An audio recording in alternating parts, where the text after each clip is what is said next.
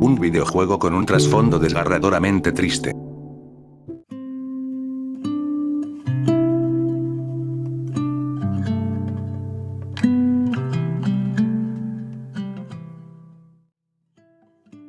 Un juego sobre la muerte que se siente como un abrazo cálido y a la vez, un puñal en el corazón. En Spiritfarer, eres Estela, la nueva encargada de guiar almas al más allá.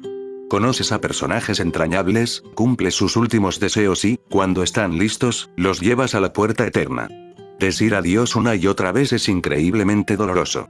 El juego nos enseña a encontrar belleza en la despedida y a aceptar que soltar a quienes amamos es parte del amor mismo.